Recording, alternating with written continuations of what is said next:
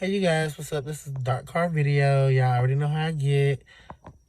Sometimes I have my best thoughts at night, and it's very much so giving.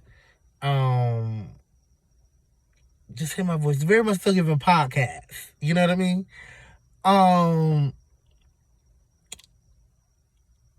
I want to talk about the Chloe and Halle thing. I'm gonna dive into Chloe and Halle Funky Dineva thing. But that's not the root. What you guys are mad about, I'm mad about as well. But that's not the root of this conversation.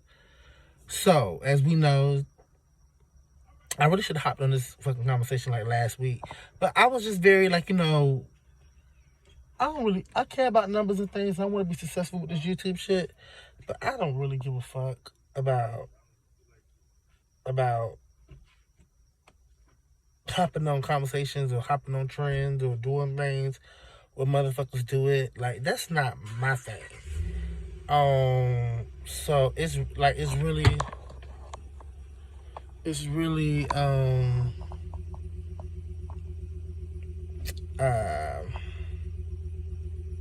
hard for me to like I wouldn't have been able to do it last week.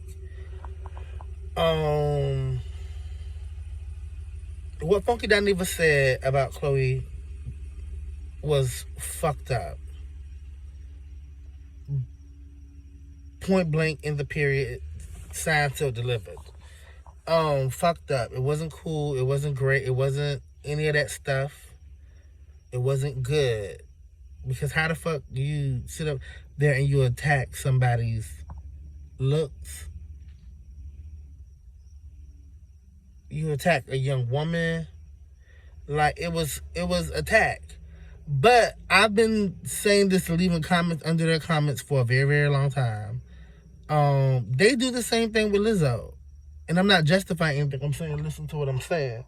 Because they do the same thing with Lizzo. They've disrespected Lizzo so many times on that show. I just think it's crazy that everybody is like, and they've said the same, like, he's called Lizzo fat.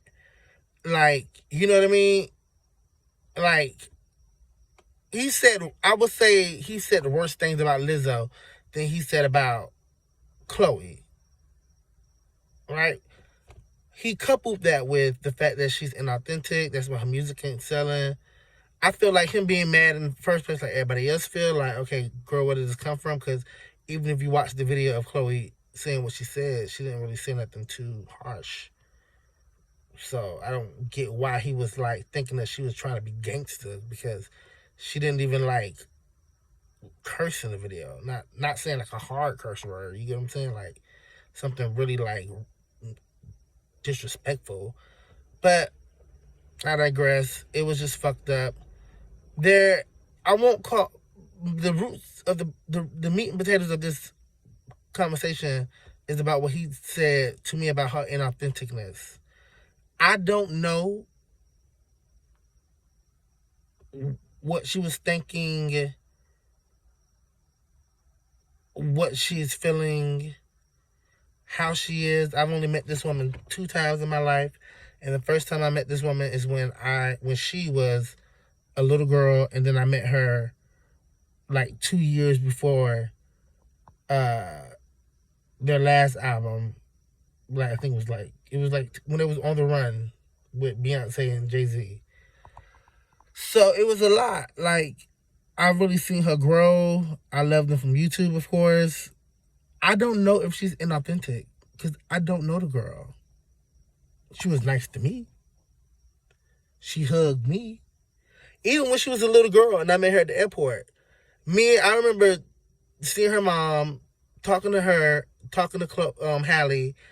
But Chloe was very, very like, she spoke up. She was energetic. She was bubbly. She was on. You get what I'm saying? And she had you can tell she had a lot of energy. And this was like, I don't know if this was early in the morning. I know this probably was like more so in the morning time because I was working a morning shift. And they came through at the airport, and I saw them, and I was like, oh my God. I said, I remember as I'm walking to them, I'm like, I wish I would have had my phone. That's what I was saying to them. I wish I would have had my phone because I didn't bring my phone upstairs. And I was like, to this day, I want to kick myself in the fucking foot. Wait, I want to kick myself in the fucking face. And so, I was just devastated. And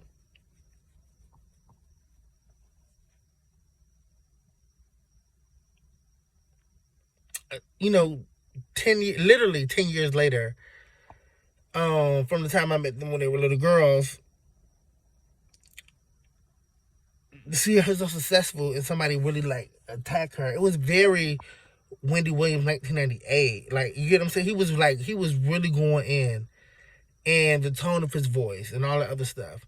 But there is a thing that I could say about the inauthenticness that, once again, I don't know this woman, but at the same time, I can really see what he's saying about her inauthenticness. It was very so given like I hate to say it, but girl, because I know I hate when people say it in other videos, but it was very much so given like Beyonce School of the Arts. You get what I'm saying? Like, it just didn't seem like, ugh. It just don't be seeming like she really trying like to. It's like I'm not trying. That's the wrong word. But it don't seem like she's just being authentic. Like, she don't come off authentic sometimes, and I don't know what that is. I think the best thing, because she's so associated with Beyonce, is to be like nothing even like her. Like, I would actually put on a bad girl image just because I'm associated with her. You get what I'm saying? And so,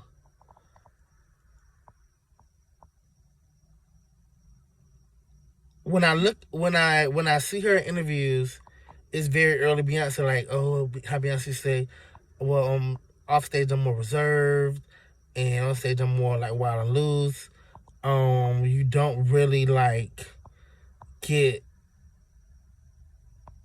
a sense of who she is. And I think that's because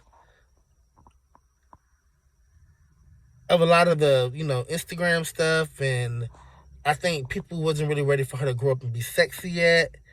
They wanted her to, because I remember definitely like people like, because shit, I was one of them, like talking about her butt, like especially doing like the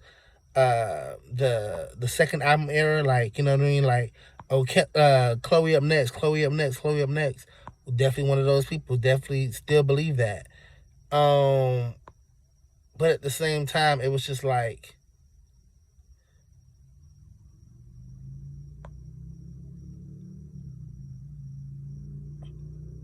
yeah, you know what I'm saying? I don't know. Like, just corny. It just became corny. Her being inauthentic just became corny. And, well, her trying to be authentic or presenting her stuff the way I'm a little like, tired, y'all. But, her pushing that was just like not necessary. I think we wanted a little bit more, a little bit something more from her, and it was just like, okay, you giving us the same old, like, honestly. And her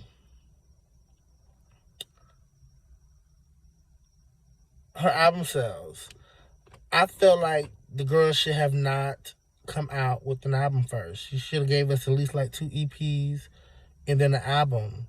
Like, she really like dropped the ball, and then you made us wait for an album, right? That was gonna have the Have Mercy and this and that and that and this. You was gonna give it this album, but then you turn around and give us a whole another album. You get what I'm saying? So it was just like, you let us wait for something that we never gonna get. How the fuck we wasn't gonna like Have Mercy and Treat Me and Surprise and whatever else all on one album? You get what I'm saying? You turned around and you gave us something that was completely different. Why would you do that? And it's just like, and then on top of that, it makes us feel like, okay, we can't relate to. You didn't stick to the script, baby. You didn't. Then you gave us Prayed Away, and it was like Prayed Away, huh? Like, what are we talking about? And it was just like, and then you gave us the album. It just didn't. It was not executed right at all. Or you need to go back to the Beyonce School of the Arts for that, because it was not executed right. And you should have just stick to the strip, gave us this album, and then gave us a one more sickening upbeat, to drop the motherfucker. Personally, like I said, I think she should have just gave us EPs. Like, and if she wanted to, she could have gave us an EP with the songs that she gave us at first. Gave us a second EP with more of the style of this album, and then we would have fell in love with whatever song she would have gave us, and then we would have really been in love with. And let's say she had to give us a few songs that's on this album on an EP, and she had to like write some more songs to fill those spaces, right? Girl, you still gonna always perform those songs, and you can always perform them in the order that you wanted it on the album. But it just seems like the whole shit could have been executed 10 times better than what the fuck it was. And that's the biggest problem with her. Like, it grinds my gears, because when he said, and that's why your shit ain't selling. It was like, as a singer, as a person who's trying to get into the music industry, do music and stuff, and to hear somebody get on Beyonce's internet and say, and that's why your shit ain't selling, and your shit really ain't selling, girl, the composure. Bitch, I know she had to talk to a therapist, because the composure is quite commendable, but not for a bitch like me, because I would have got on Beyonce's same internet and put my foot up his ass. Because there ain't no fucking way in hell you're gonna attack my looks, put me in a character, or talk about my character, and then insult my album. Oh, bitch, I gotta curse you in your mama out. Period. Bitch, okay? It's giving very much so Black Monkey, okay? Blue Monkey. Whatever the fuck Erica said, bitch. But, like, there's just like no way. Like, you know what I mean? I feel like you supposed to be this bad, sexy girl, bitch. Bad bitches cuss motherfuckers the fuck out, too. The fuck? Like,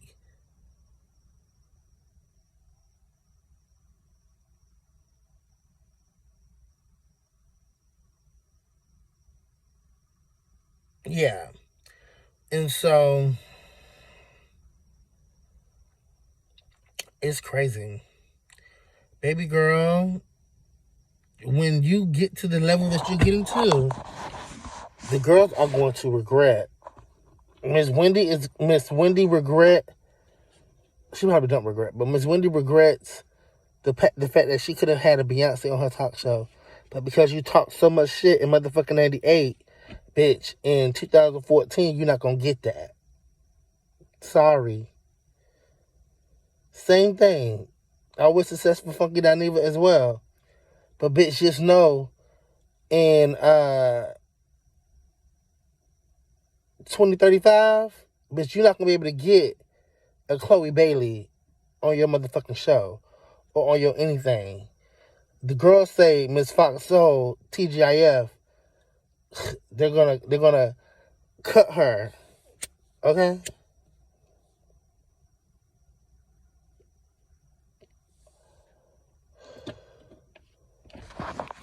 They're gonna cut her.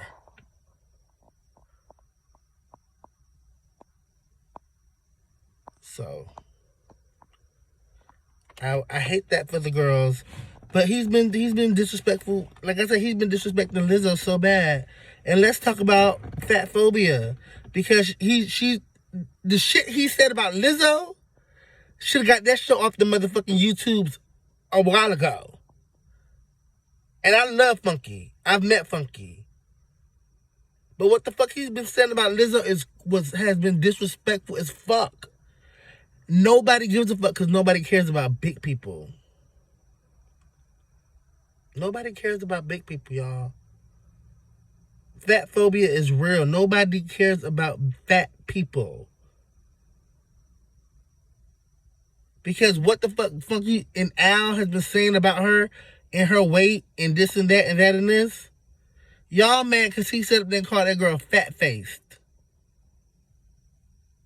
But nobody got mad when he actually called the fat girl fat. Is it because she's fat?